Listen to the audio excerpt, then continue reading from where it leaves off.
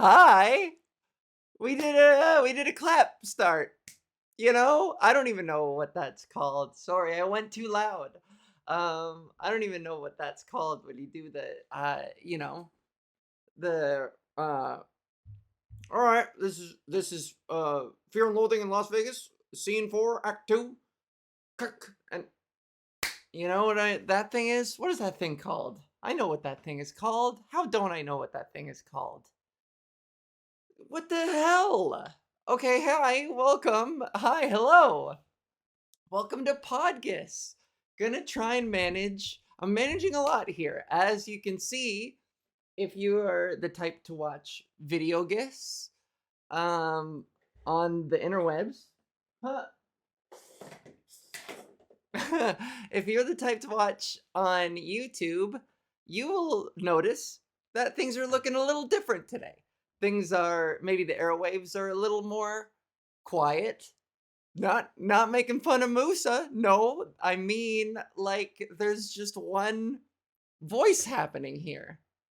Not only that, loud background, plant, random Asian man over here in a little photograph in a framed picture.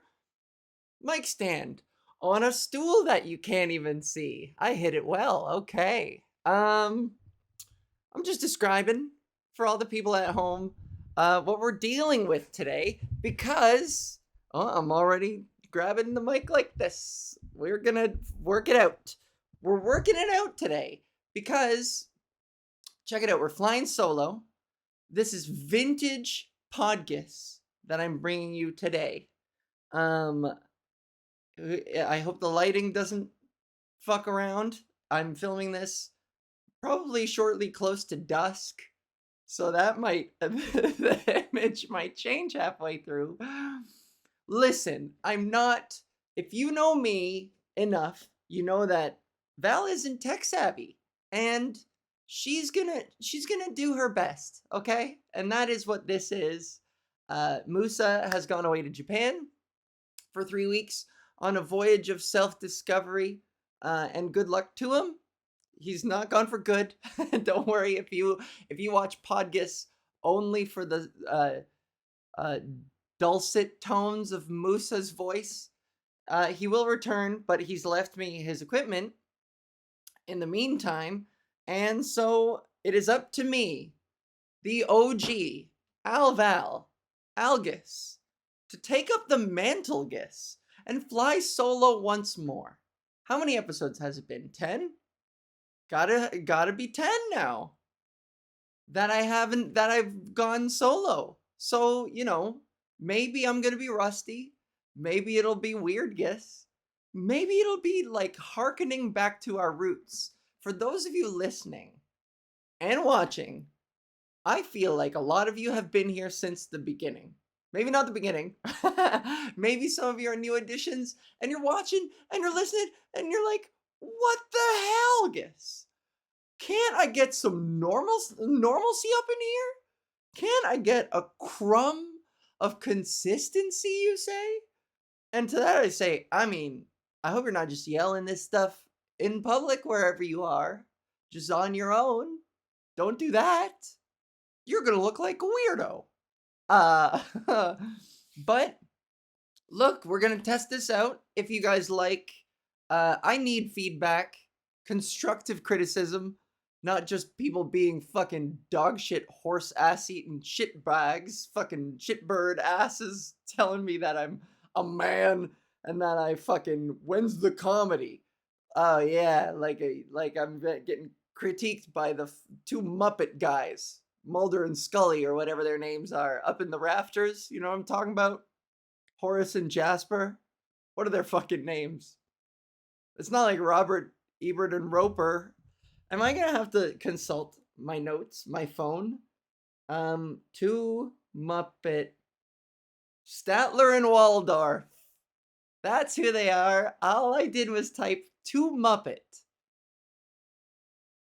I got the words two Muppet in there, and immediately they're like, "Oh, you mean the critics?" God, Muppets are so iconic. Good for them still being around. Timeless. Muppets rule. Muppets fucking rule. Look at those guys. I would hate to get roasted by them. Sincerely. I think I've faced many a heckle. And the day I hang up the mic, the day I retire my boots, is the day I get heckled by Statler and Waldorf, I tell you. I mean, it would be an honor on the one hand, but also on the other hand, it would be quite devastating. I'm sure whatever they have to say, it would be very mean. It would be devastating. I do not want a roast from Statler and Waldorf. Have they ever done like a Comedy Central roast? It seems like everybody's fucking roasting these days. And I have an opinion or two about those roasts. Comedy Central roast Statler and Waldorf. They would never. That's not their speed.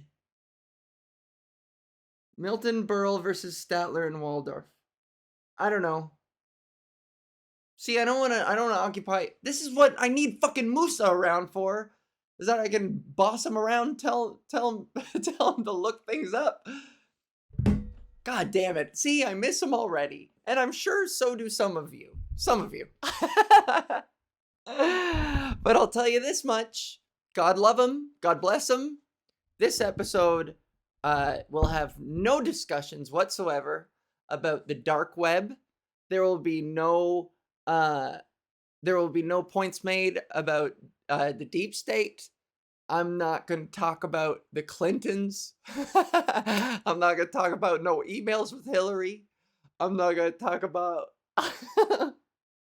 what else? I'm not going to talk about fucking how hilarious Trump is. This is going to be a politics-free zone, baby. We're going back to being free from politics.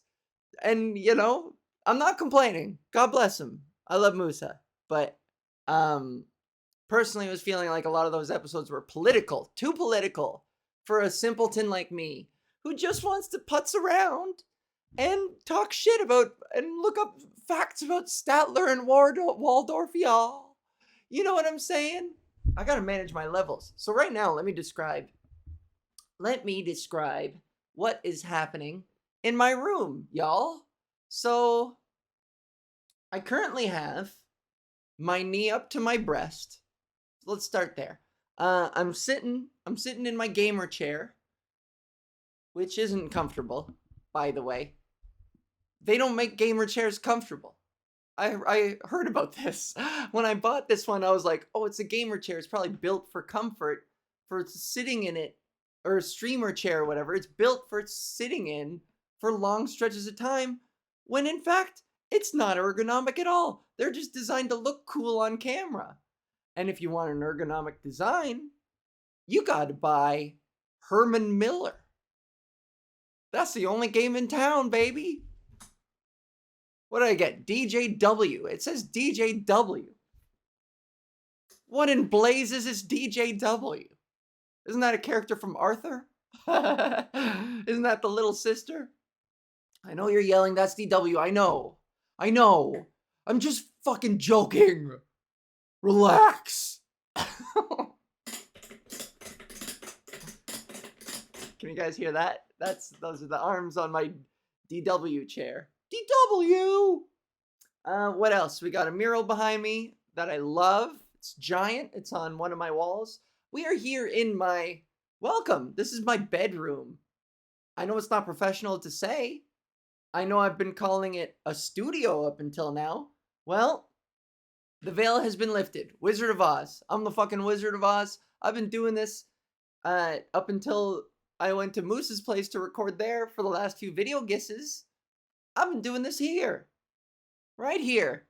Joke's on you. My computer is right behind the camera over there. I have Audacity going so I can see my levels. Gotta check the levels.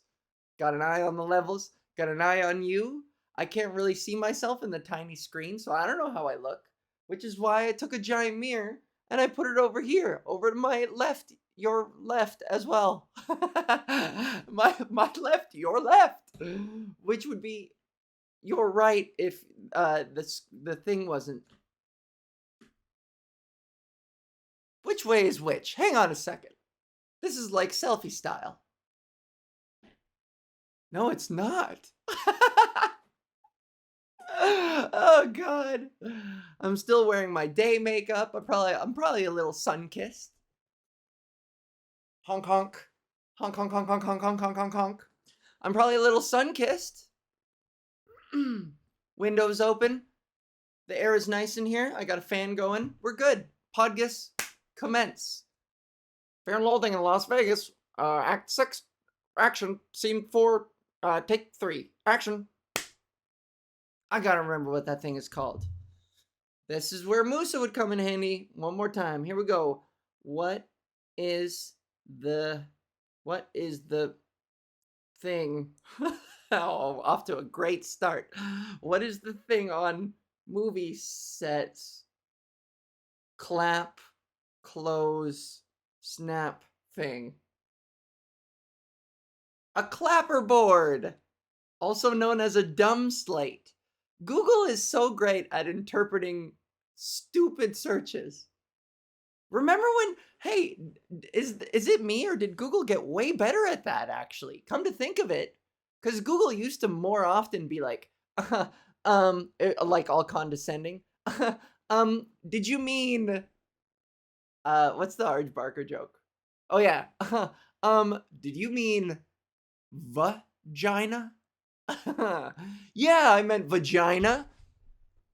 I love Arj Barker. That's a fantastic joke. Yeah, it's called a dumb slate. So there you go. And Google interpreted that from the search that I wrote. What is the thing on movie sets? Clapper, clap, set, movie clap thing. Snap. I don't know. I can't see the entire search. It was a lot of mumbo jumbo. Yeah, I got my timer going. So I'm like making it happen despite my producer not being here. And I gotta say, I'm very proud of myself. I didn't think I could do it. I never think I could do it. I don't think I'm capable of much. My self-belief, believe it or not, and believe me that my self-belief is very bad. Okay? It's the worst. I don't believe in myself even a crumb. You know? Not a crumb you say? Uh-huh. Not even a mouse's crinkle. It's not even a mouse's crumb of Gruyere cheese. That's how little Algus believes in herself. Not even a crumb of Gruyere for a mouse. Isn't that sad? It should be more. That's why I say to you, believe in yourself. Idiot. Believe in yourself more. What's it gonna cost you? Like, what's the downside? Let's figure it out right now. You and me. Mano a mano. What's the fucking downside to believing in yourself a little bit more? Maybe let's go through them. Maybe you get utterly humiliated because you overextend yourself into something that you're not ready for or capable of, and then you're found out as a fraud. So that could be a thing, and then you're devastated completely and totally humiliated, and you don't do that thing anymore because you were completely embarrassed and exposed as the fraud that you are. So that's a good reason not to believe in yourself. To protect yourself from that terrible, awful, traumatizing thing ever happening to you. Okay, that's a good reason, number one, never to believe in yourself. Reason number two, if you believe in yourself too much, people think you're an asshole. Trust me. If you okay, look, no. Let's do this again. Reason number two, if you believe in yourself too much, so if you over believe in yourself, all right, starting again. Reason number two, if you believe in yourself and you don't realize that maybe your self-opinion is inaccurate, and you never realize that your self-belief is misplaced and that you aren't the hot shit that you think you are, then you go on through life not improving at the same sort of rate because you lack a certain balance and a self-criticism that allows you to improve at a more substantial, meaningful rate. Boom. How did that... Can you imagine I just fucking... I just woke up from a blackout? What happened? What did I say? Because that was pretty TED Talk, what I just did. That was a hella TED Talk that I just did. Kind of surprising myself here a little bit with that one. That's a good reason number 2. Reason number 3, believing in yourself. Let's throw this one out there off the top of my head. Reason number 3, if you believe in yourself and you meet someone else who believes in themselves, you also run the risk of having your belief squashed if you run into somebody better than you. So if you keep your expectations low to begin with, and then you're better than someone else at something, then you know what? You never risked anything. So, okay, I'm running out of steam on this. But I think the first reason was the goodest one, to never believe in yourself. So, go with the first one. The reason you shouldn't believe in yourself, because if you do and you don't live up to those expectations, then you are going to expose yourself as the failure that you happen to be. Is that good enough? Okay, so setting aside the reasons not to believe in yourself, which I'm done with. I was being mostly... No, I was going to say I was being mostly facetious, but honestly, the first reason is probably as reasonable a reason to not believe in oneself as possible.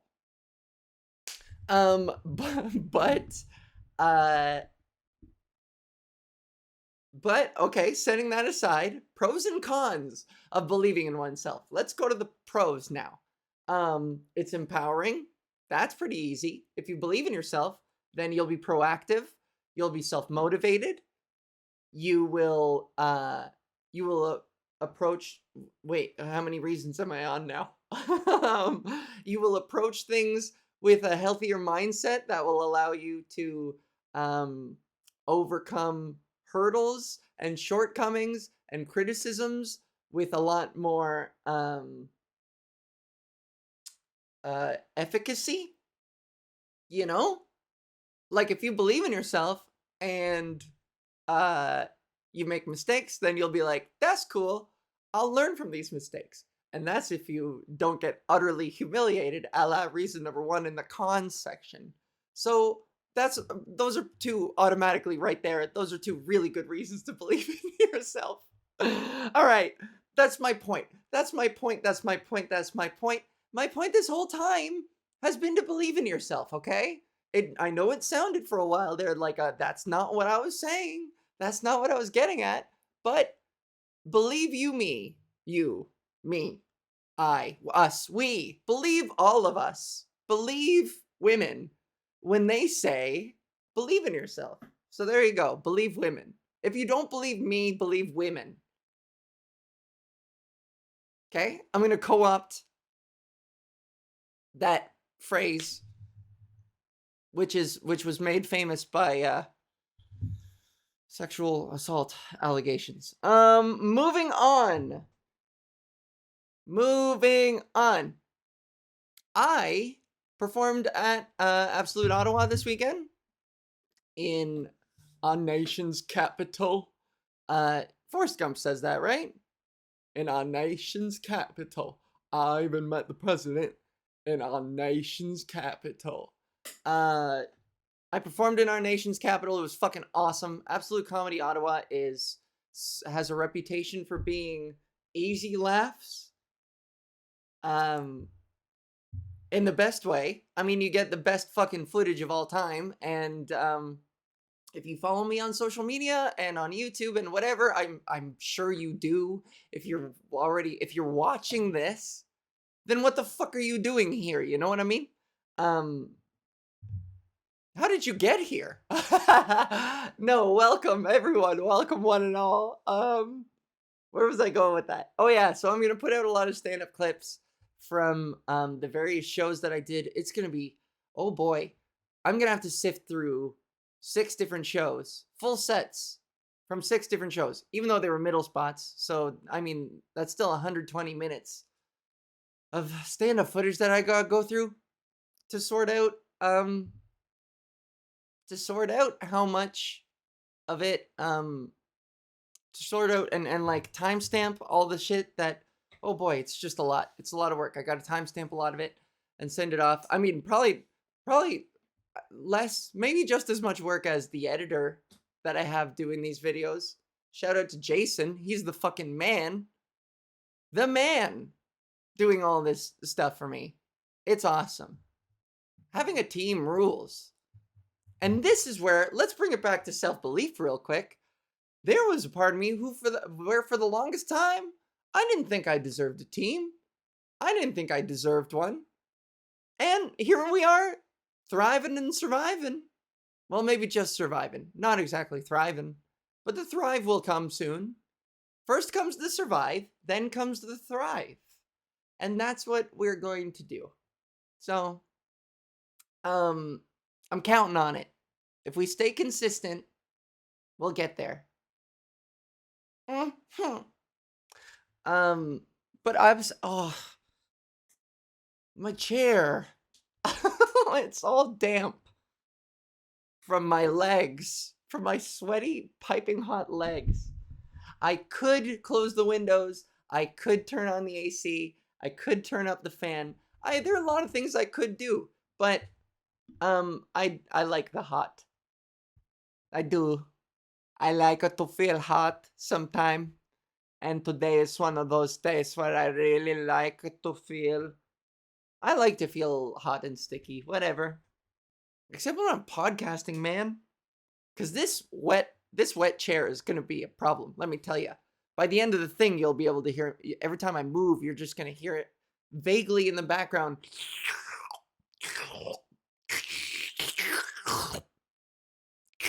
As I peel my damp skin off this leather.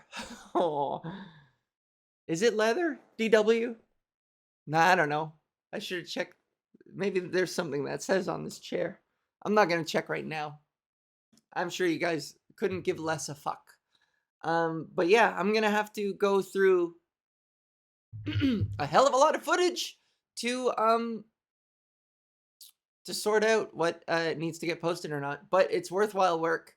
This ain't your grandma's open mic, full room fucking applause breaks and fucking roof busting laughs and holy shit, it was an awesome time. Absolute Ottawa. I cannot wait to come back. Although your owner was really rude to me and gatekeepers. I'm not gonna elaborate, but you know, gatekeepers be gatekeeping. That's just the way of the industry. I won't elaborate, but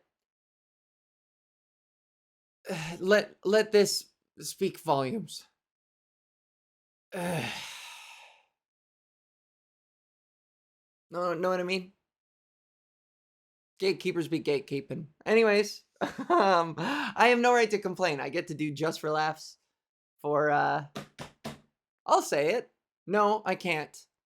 I got to do Just for Laughs a few times. And don't interpret that any other way than how it was said. Okay? Okay. What else? Oh yeah, I wrote this down. I thought this was interesting. Okay. Wow. I know I said, where's my water at? I know I said I wasn't gonna talk politics. Wow. Am I about to completely contradict myself? She is. Okay. I'm only going to bring up Trump this once because I thought it was very interesting. So, after one of my shows, somebody came up to me after and they said, first thing out of their mouth, big smile on their face, he was like, and he looked pretty gay to me. I don't know. He looked like he could have gone by they them pronouns, if you know what I'm saying. He looked like he was kind of going for a non-binary AMAB thing, you know? You know what I'm saying? Anyways, and big smile on his face, walked up. He was like, "You know what? I'm a Trump supporter, but you are hilarious." And what an interesting little microcosm of a statement that I'm going to do my best to unpack, but I feel like you all know what it is automatically. Like it says everything. You know what I mean? We could even break it down like word by word, the key words in this very short sentence. I'm a Trump supporter, which right there, and the way he said it so confidently, it was like we all knew what was up. The subtext is so clear in such a concise sentence like that. I think that's my point. Is it was so profoundly it was so there was so much obvious subtext in saying something like that. Like, I'm a Trump supporter, but I thought you were hilarious. So I'm a Trump supporter, which subtextually is therefore we can all presume that I subscribe to that I'm it's likely that I mean, and he's kind of copping to it by using that as um a personality descriptor, as a whole, all-encompassing personality descriptor of himself, going, I am a Trump supporter, i.e., that's all you really need to know about me for now. Which, subtextually is, yeah, if Trump supporters all kind of categorically commonly share a set of characteristics. Commonly, of course, I'm choosing my fucking words.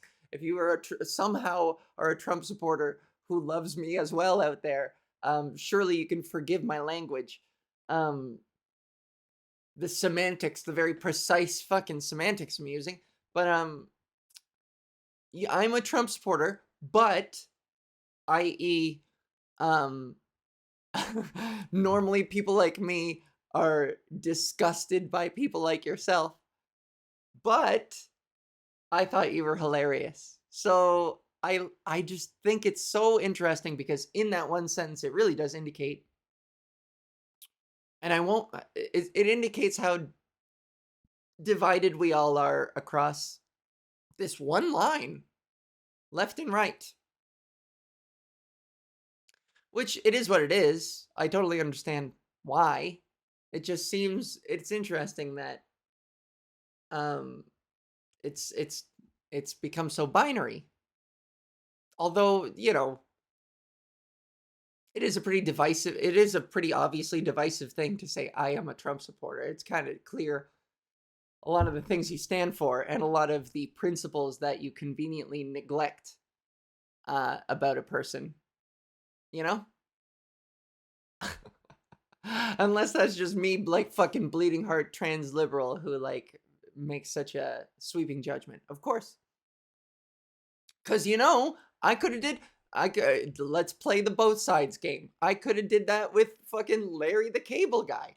I sincerely, unabashedly, I will watch Larry the Cable Guy. And I went through a phase where I was like, what was the fucking show or DVD? I think there were a bunch where, like, it was Jeff Foxworthy, Bill Engvall, Ron White, and Larry the Cable Guy. The four guys. What were they called? Blue Collar Comedy Tour. Fuck yeah, Al Val. Wow. Um, and there was, like, back when I was really just consuming all the comedy that I could, when I was starting out, like, everything was fair game. And I watched a ton of that blue collar comedy stuff, and sincerely, they were all good. I liked all of them. Bill Engvall. Bill Engvall? I think that's it. And they all had catchphrases. That was the interesting thing. Ooh, it's all coming back to me now. What's his name? Bill Engvall, I think. Yeah. One sec. Yeah, that's him. Um, okay, let me finish my point and then I'll get back to the blue collar comedy thing. So, um, where was I? Uh, no. Okay, so let's do the other sides, the both sides thing. So I could go up to fucking Bill Engvall. I could go to a blue collar comedy show and walk up to somebody like Larry the Cable Guy afterwards and say, um, hi, and then gesture vaguely at myself and my long hair and my boobs and go, so I'm trans, but I thought you were hilarious. and and I guess maybe that's the equivalent. Is that an exact equivalency? Perhaps. From their perspective, surely. But I guess yeah, that's my point is, it's so interesting that demographically and politically you can just kind of state who you voted for and then it's fairly, I mean, not with 100% accuracy, of course, we're all individuals, but like with uh with confidence, you could probably presume a set of characteristics of the other person. So I thought that was interesting. And you know what? A part of me, uh, when I hear something like that, I'm a Trump supporter, but you're hilarious. Which shit like that, not to brag, and crack my knuckles into the mic. But every time that happens, I'm like, I get a little swell of pride because I feel like I've made contact with the other side. you know, when it feels like you are vilified for trying to even humanize people who oppose the things you stand for, it feels like you've crossed picket lines or whatever. But I'm out here trying to do my best work to humanize us, and in doing so, you kind of it necessitates connecting your humanity to people who don't believe you have it, if that makes sense. Um, but it's moments like those that I feel like I've succeeded, and can hope that the amount of times people come up to me after shows and they're like, I've never met one of your kind, but I learned a lot. I thought it was funny and I learned a lot. And that is a beautiful package. I think I'm out here doing great PR for trans people. Amazing PR, I think. I mean, some of it is completely ineffective. I've stopped reading the YouTube comments because there are a lot of people who fucking hate me, but I think they probably already decided that within the first 2 seconds. You know what I'm saying? Let's be real. Every once in a while somebody will try and start an argument with me in the comments and it'll be like, and it'll be just so obvious from the start that there was no reasoning with them from this. They were bound to hate me.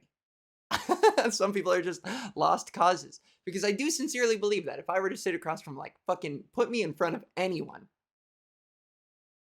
maybe not anyone, but like more than your average tranny, I could probably find a way to relate to a transphobe. I could find a way to humanize the experience and to connect on some kind of personal level with somebody who believes that, maybe not to the extent that I should die, but somebody who believes that people like me are weird and crazy and, I don't know, out of our minds, stupid, misguided, uh, brainwashed, all of that shit.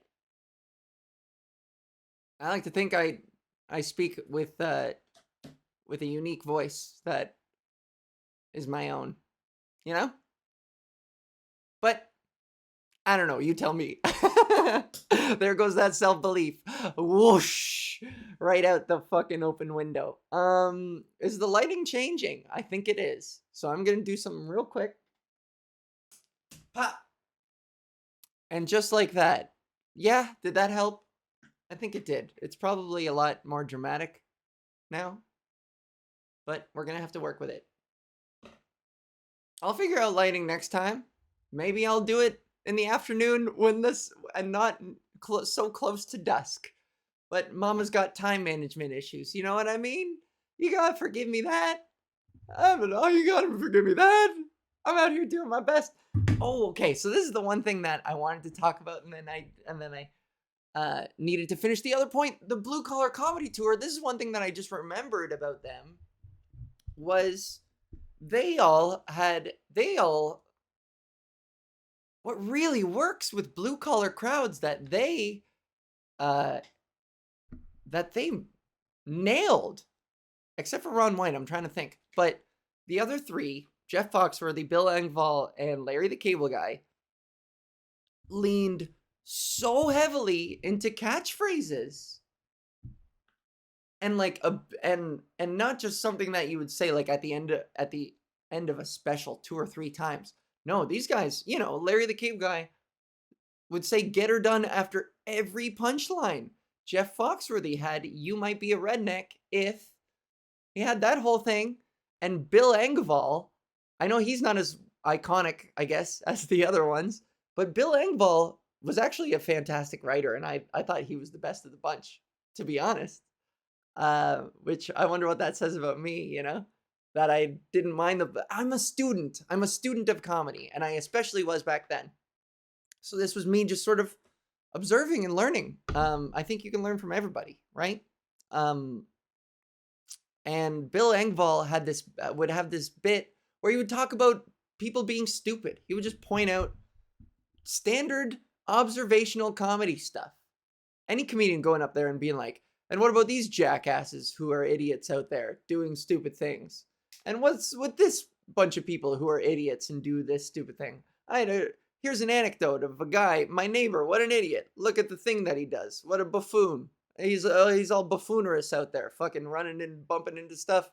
He has hockey pucks all over his lawn from his kid playing hockey in the backyard, which right away, right there, is like, can't play hockey in the grass, idiot. Your whole family is stupid." And then he rides his lawnmower over these hockey pucks, and they absolutely destroy the blades on his lawnmower. So there, right there, you're an idiot, and your son's an idiot, and your family is dumb, and so this isn't a Bill Engvall bit. This is me just improvising. Of course. Can you imagine? But Bill Engvall, okay, so he would do a bit about a stupid person that he thought, pointing out their dumbness. And he would always end every bit with, "Here's your sign." He always said, "Here's your sign." And that would be his it was the punchline at the end of, that's the thing, they all had distinct ways of using, I'm just realizing this now, they all had distinct ways of using their catchphrases.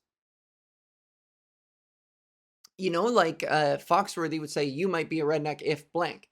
And that was just the premise to a bunch of one-liners. So that you could easily repeat because that is the setup to a punchline. The setup is the same, the punchlines are all different. Beautiful little joke structure. It's made for just like quick hits, and it's a built-in catchphrase. It's brilliant, very smart. You can't call all these blue collar guys stupid because you aren't thinking hard enough about it. This is the student comedian thing, seeing somebody like them who everybody else is like, yeah, they're all fucking idiots. And no, it's actually, "You might be a redneck" is so clever and just captivates an entire fucking demographic so brilliantly. And the joke structure itself is very very cool. And then Bill Engvall would say, "Here's your sign" at the end of every bit where he talked about a stupid person. And that was the warm little embrace of a conclusion to a little anecdote. You know what I mean? Like, that would be his sort of prompt, that the signature at the end of a bit about somebody. It would be like, boom, roasted. Move on to the next thing, You're an idiot. It would be like a gavel. It would be like fucking tonk, guilty at the end of a trial, which was distinct from like what Foxworthy was doing. So that was cool. And then Larry the Cable Guy, I mean, Larry the Cable Guy, you can actually sincerely, I think this is why a lot of comedians agree that he's a waste of space. It's like his was just, he would just yell, "Get her done," and everyone would go, "Get her done." So it was pretty indiscriminate. It wasn't, from what I recall, there was no structure to it. I think he just wanted to just, it was just, but he was the most famous one. He would headline those things. He would be the last up, and a very impossible act to follow for the other dudes. But they were all very distinct. That was interesting. Blue collar comedy tour, man. Wow. I don't consume comedy like I used to, and I kind of feel ashamed about it. There's just so much stuff out there. It's so hard to stay on top of it all.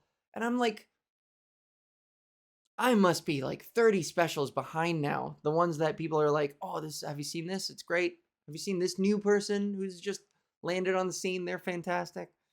Nope. I got halfway through Chris Rock's and I stopped. I still haven't seen John Mulaney's new one. I'm barely keeping up with the ones that Patton Oswalt puts out, because he puts out a new one every goddamn year. And I love him. I'll catch him. But the new people, I have no idea who they are. I need to get back to being a student, but it's exhausting. I'm tired of school. I go to school every night. I go to the comedy club. I watch the show. You know? And I'm learning a lot from myself. Trial and error. Go up and try a joke and fuck it up and try again. That should be my catchphrase. Fuck it up and try again. That's my version of get her done. Or no, that could be a here's your sign. Which, by the way, in case I didn't outright say, Bill Engvall is like, "Here's your sign." I don't know what the first time he said that was, but I think it means here's a sign to wear around your neck or whatever that says "I'm stupid."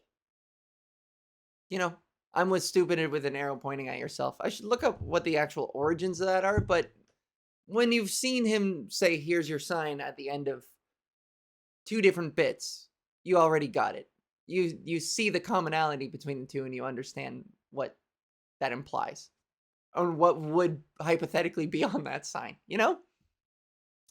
Wow, blue collar comedy. But me ranting about, like, I'm pretty good at connecting with people on the other side of the aisle. Yeah, I think I am. As long as they give me a fucking chance. The owner of Absolute, I'll just say it. I don't give a fuck. He can't deny that he told me this to my face, but he said I make him uncomfortable.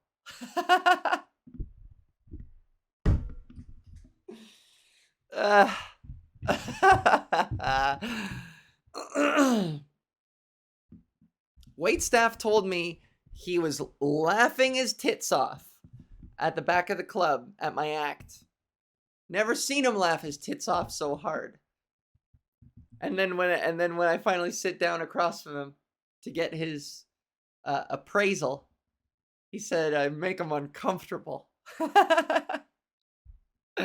Which I'm gonna interpret that favorably. Okay, obviously it hurt, but it's not the first time I've been told that. It's not the first time somebody's implied that about me. And I think here's what I'm going to do to put a positive spin on it, a self-serving positive spin. I'm going to say that what he means by when he says I make him uncomfortable, because he did kind of elaborate a little bit. I make him and audience members like him uncomfortable because they've never met somebody like me. Even though he says that he books another trans act at the amateur. Oh, he did say I'm the best one by a long shot. Just to do a little bragging. But he said, yeah. He elaborated in such a way that made me give him the benefit of the doubt, and I think he was implying that, like, people like me makes some people uncomfortable. And the way I compose myself on stage, I'm very physical. I'm not I don't exude that kind of femininity, and it doesn't even look like I'm really, really trying that hard. I don't pass. I, you know, my voice is very unique and cartoonish and distinctly, I don't know, scratchy and male and buzzy. My booty is rocking. Got a nice bum. But like, it's unique to see somebody like me who is, I think this is going to be way presumptuous, but I think the discomfort comes from like seeing a female figure ish, or somebody's attempt at one such as mine, and be and have a hint of, should I be attracted to this? What do I do with this sort of second? What do I do with the sexuality of this? But also, you're like funny like my bro dudes are. You make me laugh like my guy pals do. And what do I do? I don't know. Maybe I elicit awkward internal feelings in a lot of dudes, and he's just sort of giving voice to that by saying that I make him uncomfortable. So I take that as a compliment. I'll make people uncomfortable. I'll jar them loose. And to be honest, I shouldn't be surprised, because a lot of the jokes in my act are structured to sort of make cis dudes uncomfortable. For sure. I look at like a lot of the things that I say to guys in the front row about their sexuality, and I challenge their sexualities, and I do come on to, the occasional guy a little bit. I hit on people, sort of. Not gratuitously. It's all for the joke. But I can see why that would be uncomfortable for people who are so used to the status quo. And maybe that's the positive I need to take out of it. Is that I'm so nonconformist that it makes some people like him and some audience members uncomfortable. So there we go. That's Pat. Just gonna go ahead and pat myself on my own back and call it a fucking day. I don't think I'm gonna go a full hour and a half on this one. I think I'm just gonna go an hour, because I'll tell you, one thing that I already know I notice is every time Musa speaks, I take a swig of water, and that is actually very helpful. In an hour and a half long podcast, gotta stay hydrated. And when I am talking all by myself with no lulls, of course, this is a no lull zone. I want you to know this. It is always a no lull zone. Here in my house, on PodGis, I pride myself on my lack of lulls. None. The only lull that, we get dangerously close to a lull, especially on AudioGis, if you can't see what I'm doing with my body and my face. We get close to lull city out there. I kind of didn't like the last episode, I won't lie. I'm just gonna be honest with you guys. I've been nothing but honest from the start, and you need to know that. If you don't already know that, then you haven't learned anything from these episodes, And who knows? While Moose is gone, I'm gonna record a handful of these. Some of them might be very confessional. This was, we're going back, we're hearkening back to our PodGis roots. And it might be confessions gis. I might cry a little bit. You guys remember when I cried a couple times on the podcast? Couldn't tell you which one. I forget. Which one? It was like in October, I think. I remember where I recorded it. It was in the kitchen. I was at the table, and I was talking about seeing myself in the mirror as a woman for like the first real time, and feeling all the remorse for the way I treated myself my entire life. That was very moving. And I think it was I hope it was a beautifully enough told story to do the moment justice, because it was very profound.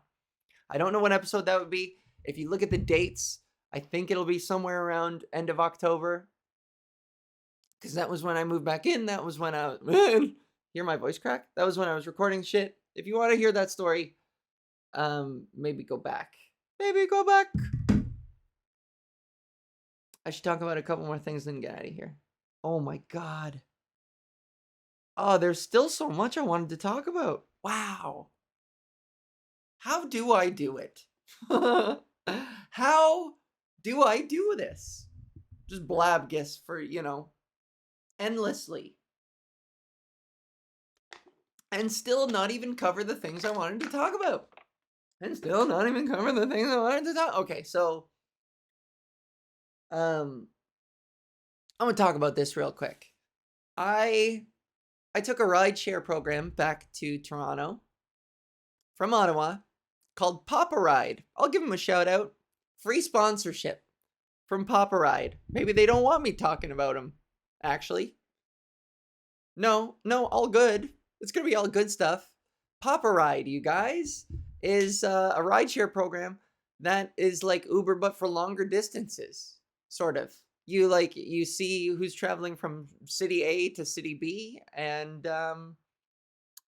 it's all reviewed, peer reviewed and shit. So like the guy that I went with it said he had clocked 2,000 rides, 2,000, maybe not individual rides, but like customers had driven with him, or at least who had like, I guess, confirmed on this app.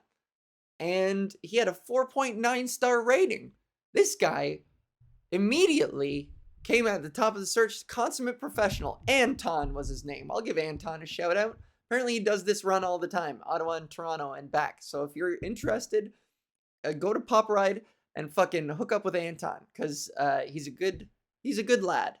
And I gave him a full 5 star because he was punctual and efficient. And it was one of those Mercedes vans, it was a Mercedes, which but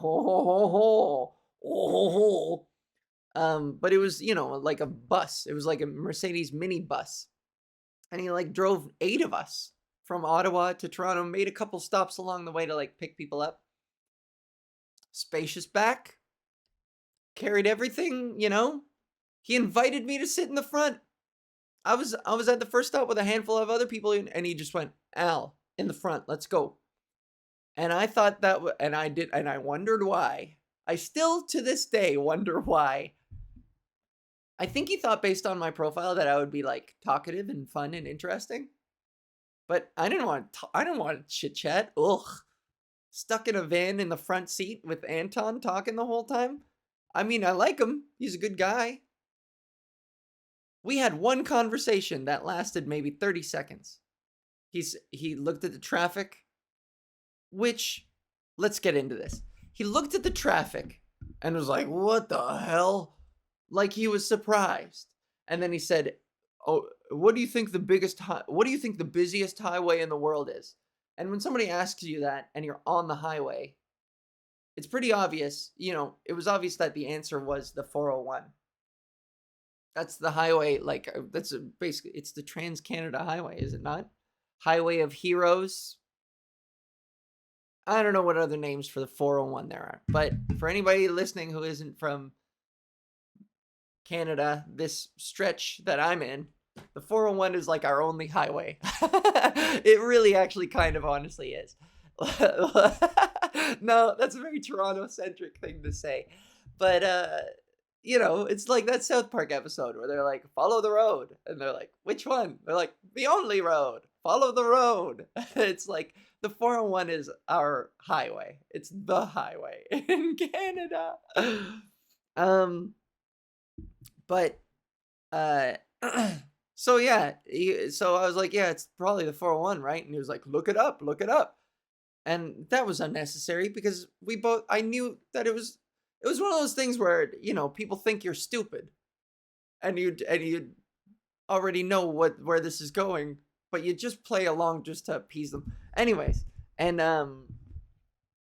yeah, sure enough, the busiest highway in the world is the 401. Go ahead and look it up.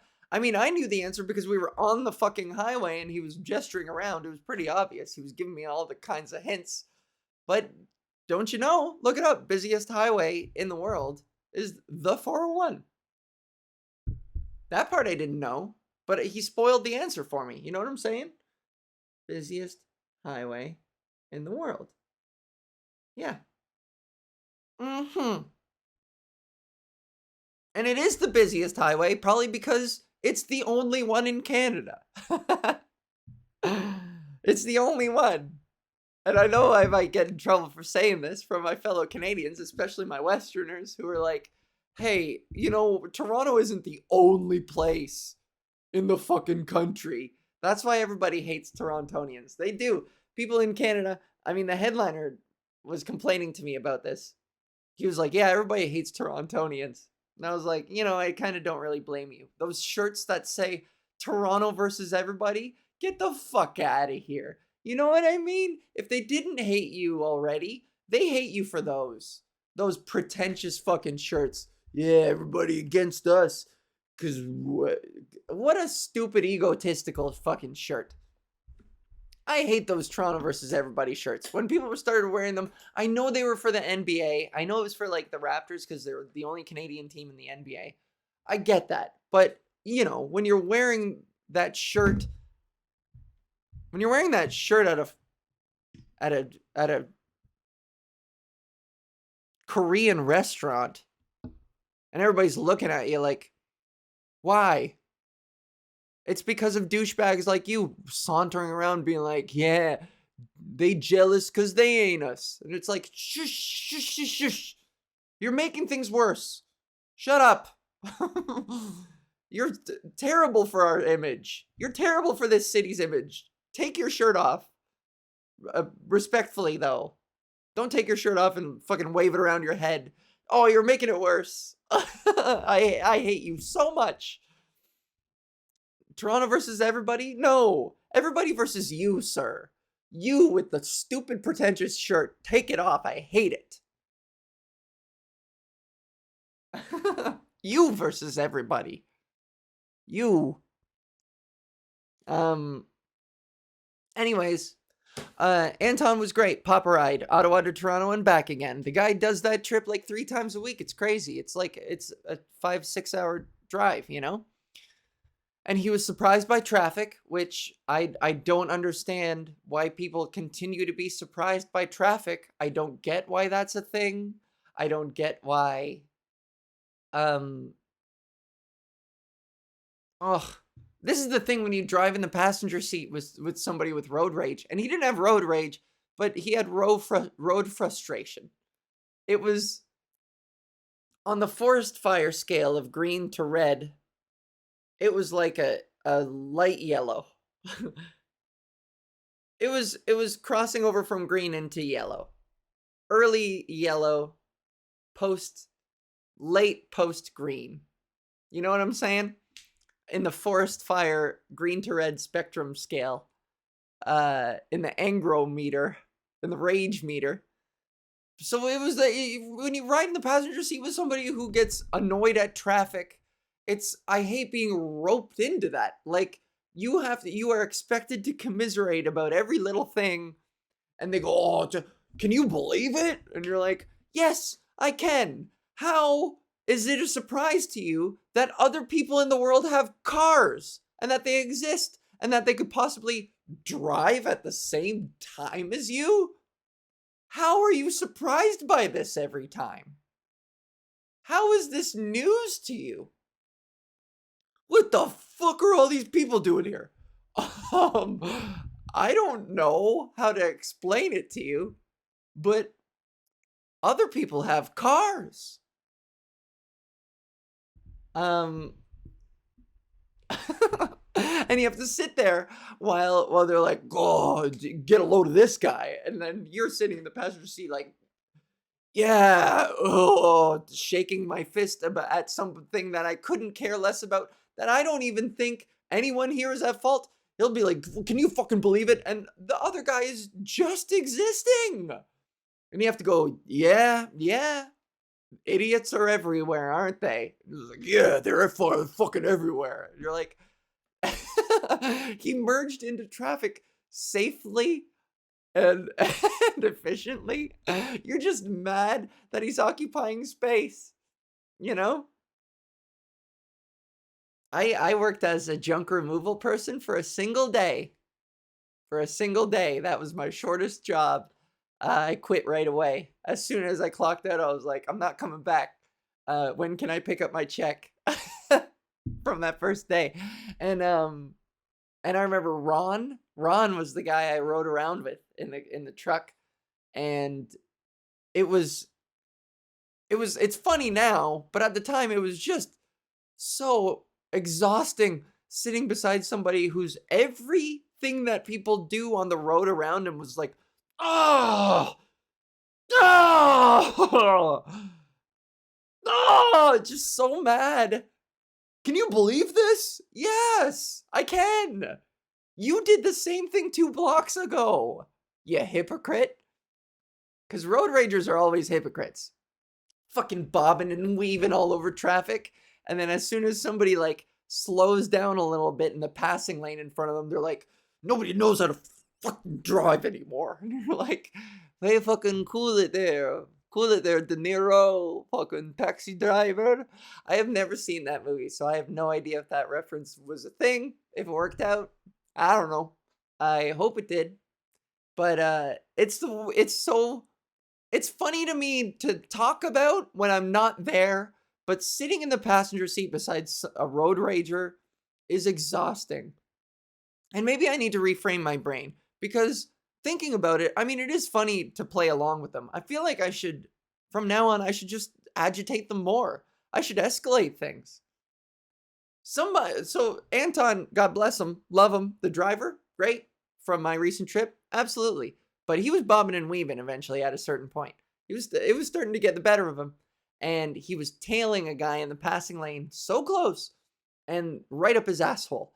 And the guy brake checked him real quick, just to like be like, hey, I'm gonna change lanes once I get around this next guy, but like back off.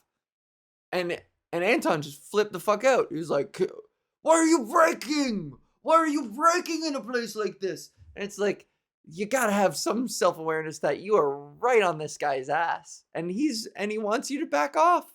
That's what that move was. He isn't braking because he's an idiot. He's not oblivious. He clearly knows you're there. You're a giant fucking truck.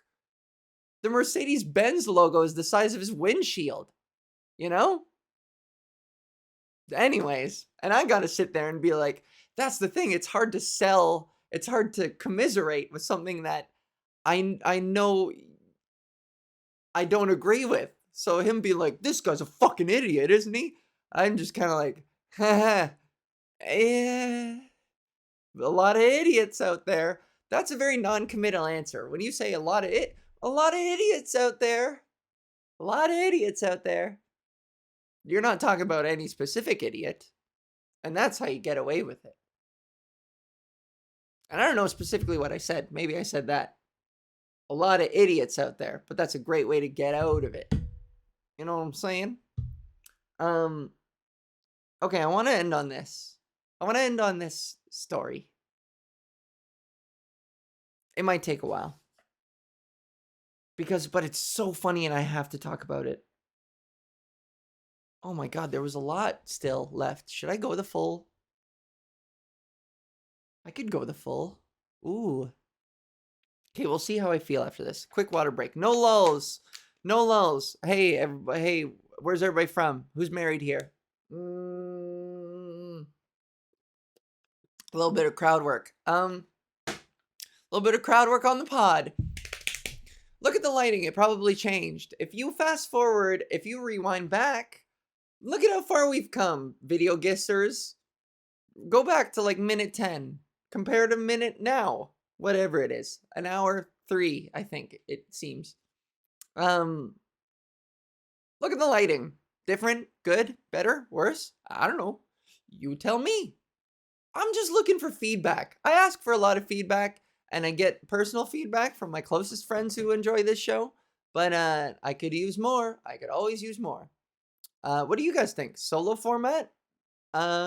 Musa format? Less Musa? More Musa? We talking co-host? I'm open to co-hosting suggestions, perhaps. Maybe a guest every single episode. But if I'm going to have a guest, I don't want it to be interview style. I don't want to sit here interviewing people. I started this podcast to talk about me, you know? So Fuck off with that. I don't want to get to know other people. That's exactly my problem. And I don't want to work on my problems. That's not what this podcast is for. That's what my therapist is, excuse me, for. Not this. This is meant to just be a release. Maybe someday I'll get better at being interested in other people. Don't take that seriously. Some of you are going to fucking take that seriously. I'm tired of it. Some of these are jokes. Some of them are not. And, you know, I'm done telling you guys which ones are which. Bonk. Okay. This next part is based on a true story. If this friend lied to me about all this, then I'm going to kick him in his shorts. Because this blew my mind and fascinated me. And I'm going to get right up in my chair for this. And I'm going to come in nice and close. This is how we're doing it. Okay. My friend, a friend of mine, his name is James, and he is about to be wed next year to my girl Shauna. Hi, Shauna. Shauna and James are so lovely, and I love them, and they're great friends. And shout out there in Ottawa. So James works at a Freshco. He's a manager at a Freshco. I'm sure it's Freshco. It's a grocery chain. It's got to be Freshco. Yes. I'm just going to say it. Yes. And then if they're mad at me because I didn't remember it properly, then I'll deal with that later. And I'll just say I don't remember what I said. Even though it's literally recorded. The proof is there. Anyways, so my friend James works at a Freshco.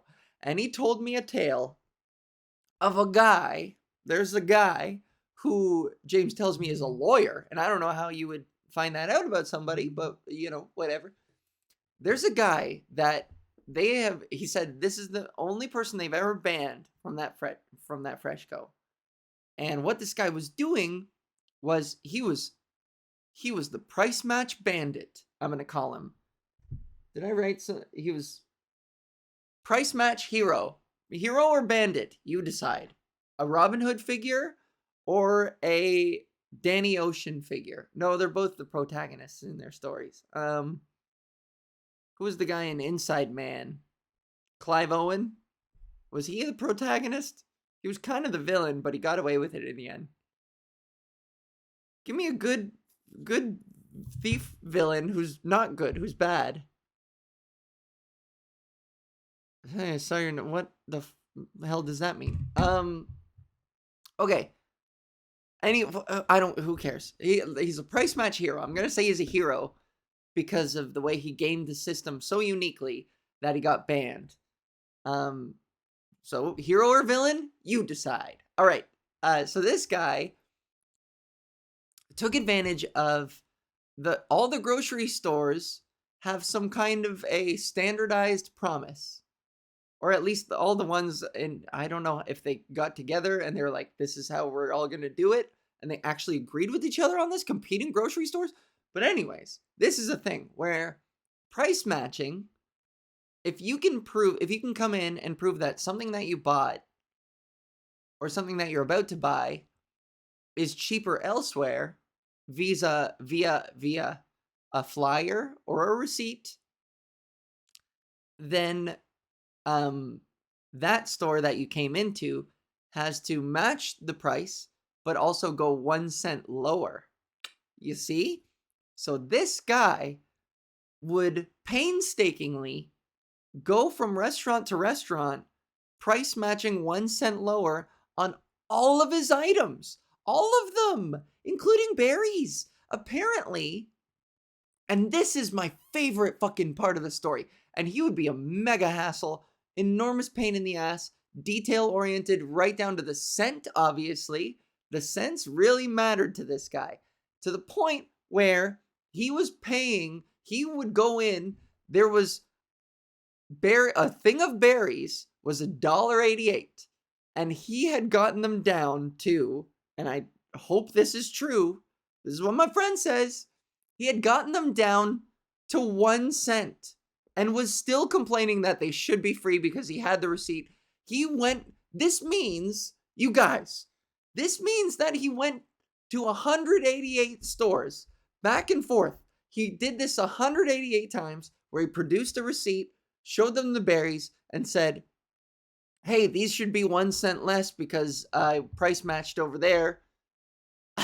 After price matching here with you, and then I price match. He just kind of went back and forth between these two restaurants, getting 1 cent chopped off at least 188 times until he was like paying 0 cents for a thing of berries.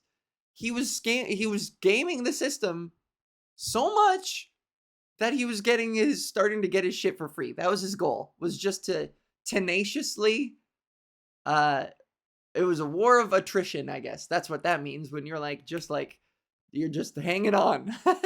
And that's what he did. Is that attrition? What I've just described, the berry thing? Oh, who cares? So this guy did this 188 times, back and forth. And wow, I'm impressed. I think that's hilarious. And so they had to ban him.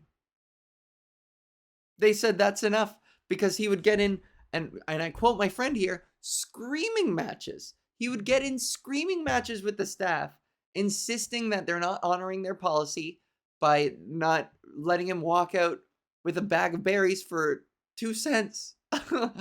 Wait till Loblaws hears about this. And then he would go over to Loblaws and show them the receipt and be like, well, Freshco over there, they price matched me at 3 cents. What are you going to do about it? And like, Gugh. Well, the policy is the policy. And so now because of fucking jabronis like this guy, they probably have to rework the entire policy.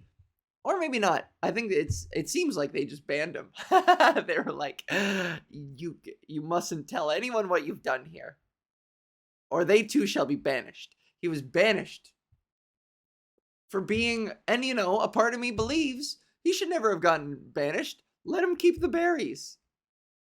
He earned them at that point. To be that annoying, professionally even. You are professionally annoying at that point.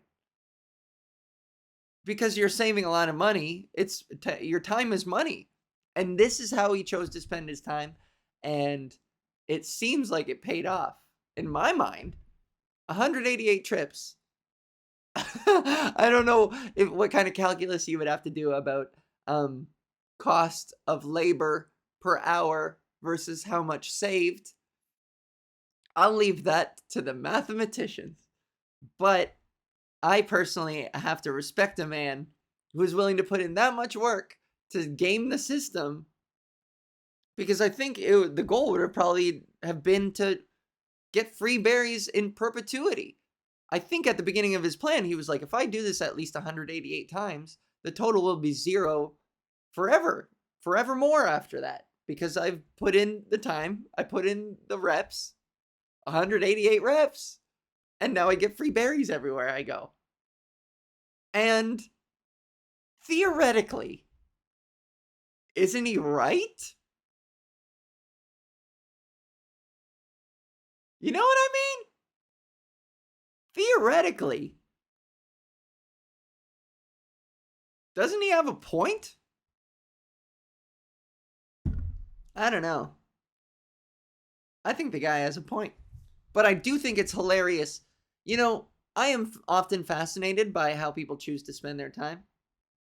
And I'm sure people are fascinated with the things I do to spend my time. Ugh. Trying to remain comfortable. Trying to remain comfortable on the pod. We're almost in the home stretch. Val, you're fucking... Oh, I'm stuck to this. All right. What was I literally just saying 2 seconds ago? I kind of respect the man, I guess is my point. In the end, that level of dedication no matter how one spends their time, if I tend to disagree, if I don't understand, if it's not something I would ever do, that doesn't mean that I can't hold respect for the game in my heart and respect the goddamn game for this hustler. This true hustle. True hustle. Although my friend says he has it on good authority that the man in question, our little price match hero here, is a lawyer. You know? So it's kind of like, is the law industry not working out for you, bud? Or maybe he's the best lawyer of all time. And that's just part of what makes you the best lawyer, is you're willing to put in the work and go to great lengths to make your point and to exploit the law. So, you know what? He's exploiting the law. I think this is as good evidence as any that he is the truest lawyer there ever was, and the best one. So I salute you, price match hero. Price match hero. You inspire me to price match with the best. I can price match a little better. I should hang on to a flyer or two or a receipt, go in and get my berries for 1 cent less. Fuck yeah. I deserve it. I aspire to be like you, price match hero. I'm not a lawyer, but, you know, I can argue with people sometimes pretty good. I think. I don't know. See, I just had an argument with myself that was inconclusive. Yeah, I am a pretty good arguer. I argue with myself all the time, inconclusively. I make a great lawyer against myself because I rebut so many things so often in my mind over and over and over again until I don't know anything anymore. And it's a hung jury in my head. I am in the court case that is my mind. In the courtroom, in the judiciary building of Val's brain, hung juries it's like 99% of the time. I have a 99% hung jury rate in my head across all arguments, everywhere, all the time. That was supposed to make sense, but, you know, who cares if it didn't? Who cares? You gotta believe in yourself is the point. Believe in yourself, idiot. Okay? And if not, that's fine too. Because hedge your bets, and that's what I was saying before. If you don't believe in yourself, then I don't blame you. Because if you believe in yourself and you get utterly humiliated and proven totally wrong and exposed as a fraud, then you should have never believed in yourself in the first place.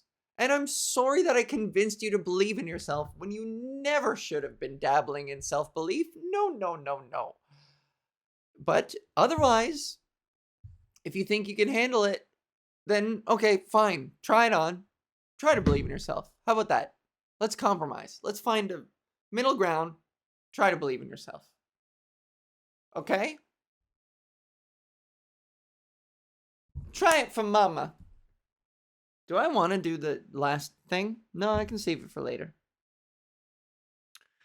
I'm running out of steam, and I gotta do something else with my time. Speaking of how to spend one's time, I went pretty long here for a solo.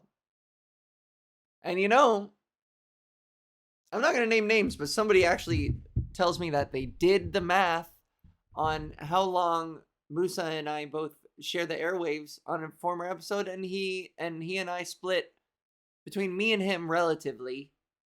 It was 66-33-ish. A ratio of 2/3 to 1/3. So, and I say that just to point out that I've been going an hour 20 all by my lonesome, and that's pretty fucking impressive. So, I swear too much. And I pointed this out once, and somebody said, did you know that swearing is a sign of intellect? And I'm tired of hearing that because I think I need to see the stats. Next time somebody tells me that, I'm only gonna believe that it's a smug, self-serving fallacy, just to make people feel. People pick things to say, well, that means you're smarter. They're just gonna say stuff like that just to convince themselves that they're intellectually superior. So I don't buy it until you show me the fucking facts. That is one of those easy clickbaity. It's not even clickbait. It's just a headline you see on a Facebook post that you don't even bother clicking because the headline says it all. People who swear more are actually smarter. You don't bother following to see that, it wasn't an actually scientifically run study with a control group, and it wasn't, it's hardly valid, it's hardly substantial in the eyes of the scientific community, but it was done on goddamn Huffington Post or whatever. What it was, BuzzFeed. It was a BuzzFeed quiz that got shared too many times, and now somebody thinks that it's real. Misinformation spreads like wildfire. So that's why I treat that very skeptically. The thing people say about, if you swear a lot, you're smarter. No.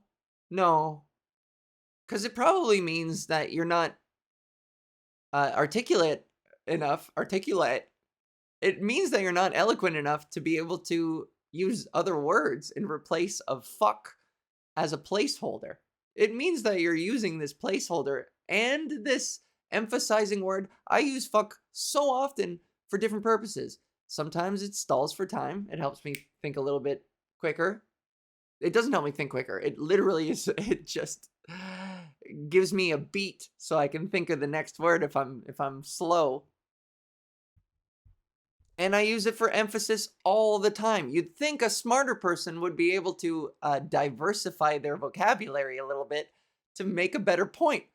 So I disagree. I don't believe it. I think because I've heard a lot of dumb people not have anything else to say, where fuck is every other word, and it's like you use it because you don't have a vocabulary to support what. Here I am at a loss for words. That's my point, is swearing doesn't make you smarter. Swearing makes you lazy. Boom, shots fired. If I had Musa here, maybe he would have combat me on that. But I'm running rampant with my unsubstantiated opinions, with my unchallenged fucking hot takes, and well, good luck to ya. You're getting away with it. Boom. Case closed. Swearing doesn't make you smarter. You're just as stupid as the rest of us, if not dumber, for just buying something like that at face value and believing in it without scrutinizing just because it serves you. I'm the realest. I'm the realest there ever was. I'm trying to think if there's anyone realer than me. I don't think so. I'm the realest one there ever was. And that is the Al Val guarantee. How do you do the plunk? Poink. You know what I mean? I'm trying to do that plunk noise. What? I'm trying to do the ploink noise. The pop, just to certify. I'm trying to do a cute little certified fresh thing, just to prove to you guys that I'm the realest one there ever was, and you're never gonna find nobody realer than me. Okay? Well, maybe you probably will. You'll probably find someone realer than me, because I speak my mind, but not if it means I have to be mean to somebody. So that's where I come just short of being real. Is I don't say mean things to people. If I don't have something nice to say, I'm one of the few people left in the world who keeps it to themselves. Isn't that weird? What a lost art that is. Comment section. How easy is it to just scroll on? Certainly not for fucking all of YouTube on my goddamn videos, but whatever. I had to get one last complaint in. Sorry if I made you uncomfortable in this podcast. That's just who I am. I make people uncomfortable. But fuck you. I'm real. I'm the realest one there ever was. So if my realness makes you goddamn uncomfortable, then that's your problem, bitch. And I don't have to be a smarty pants to say go fuck yourself and to swear up a fucking storm to let you know that you fucking stupid and you fake and I'm real and I'm the realest one there ever was. Okay, that's enough. Have a good week. If you liked any of this, if you enjoyed it, if you enjoyed the cool lighting change and the slow change of hue, then I don't know, give it a like and a subscribe and clips and do clips and fucking, at YouTube. I don't read the YouTube comments, but go ahead, have at her. Fucking call me a man and call me ugly and say I'll never be a woman, whatever. Do your worst. You're helping the algorithm, you dum-dums. So comment away. Do your fucking worst, assholes, idiots. You're only helping you're only helping perpetuate my videos, A, and B, you're just gonna get more of people like me. So keep doing it, dum-dums. Here's your sign. Ha ha ha. Bye. This is PodGis. Good episode, good time had by all. If you're a good person, have a good week. If you're not, have a bad week. And like, subscribe, and share. And we'll see ya. Thanks for tuning in.